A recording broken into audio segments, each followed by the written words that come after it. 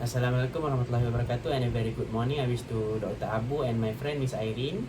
Okay, today I'd like to do a presentation on the topic sea level rise and its impact on the nursery habitats in marine areas such as coastal areas, mangroves and coral reefs. Okay, let's move on. To begin with, there are several types of marine habitats that are breeding grounds or nursery grounds for lots of species of marine organisms. Okay, some of them are mangrove trees, mangrove forests, coral reefs, salt marsh, and seagrass areas.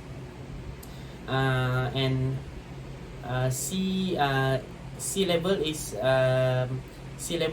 rising quite rapidly, and it is recorded that in the latest few decades it is been increasing at the highest rate. Okay, and the sea level rise can directly and indirectly impact the breeding ground of the marine organisms. Okay, let's move on. Okay, about the mangrove. Mangrove is a habitat which is very dense with marine organisms. They contain a lot of types of fish, a lot of crustaceans and birds as well as mammals. It houses multiple types of animals and plants as well.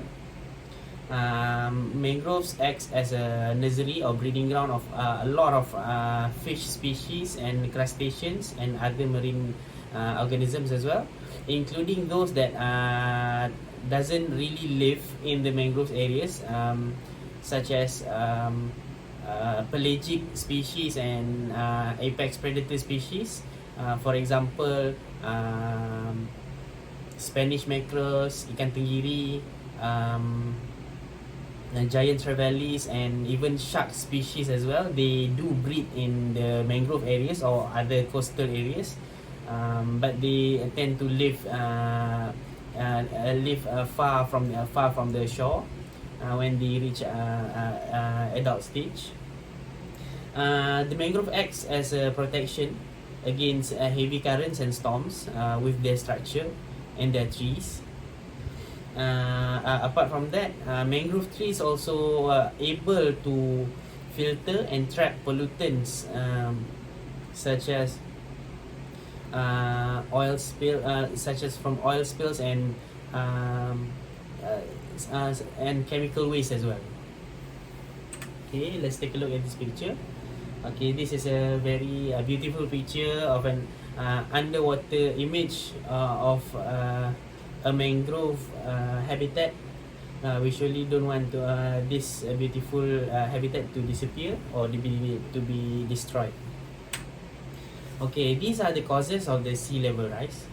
Okay, basically, the biggest cause of sea level rise is global warming. The global warming will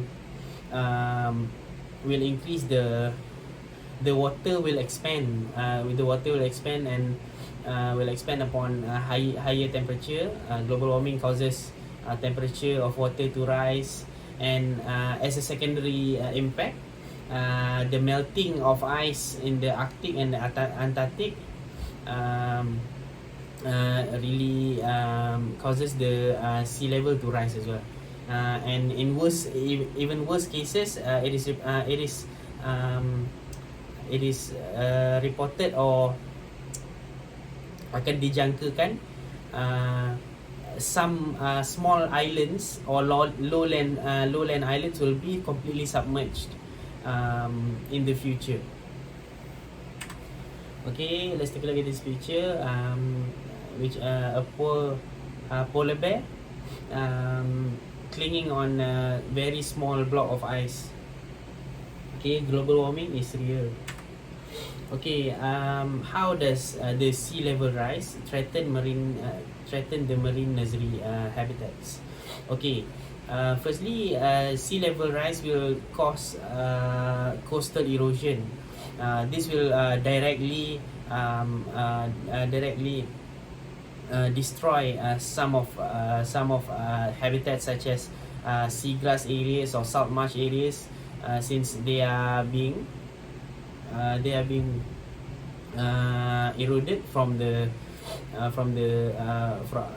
its original form.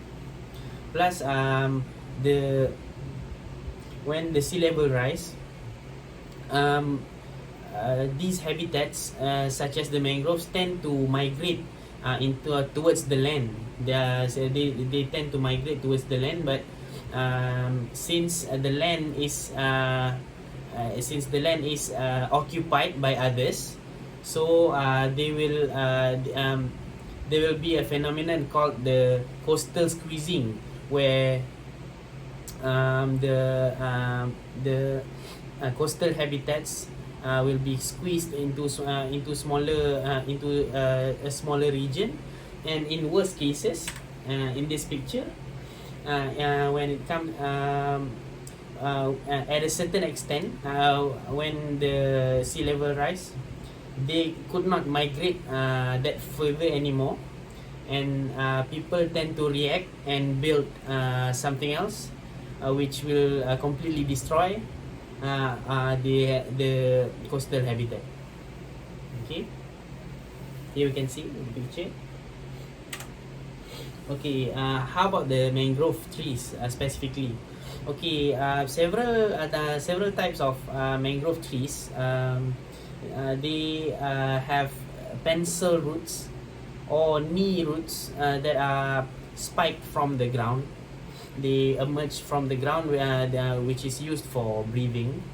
And when the sea level rise, the roots are completely submerged, and even the cycle of the tides, even in the low tides, the roots are still being submerged, so they could not breathe and they could not survive. Okay, these are one of the diagram showing the situation.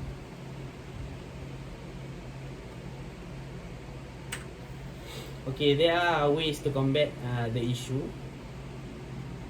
Okay, it is. I found that some scientists say that sea level rise is inevitable. We could not fight it, but somehow we can limit or we can slow down the global warming, and we can perhaps slow down the process of sea level rise as well. Okay, perhaps we can. These are the several steps of preventing global warming and sea level rise. We should limit carbon emission, protect wetlands, because wetlands plays a big role in preventing global warming, and reduce energy usage and reduce the cutting down of trees. And we can always plant more trees, and there's an effort called the mangrove engineering.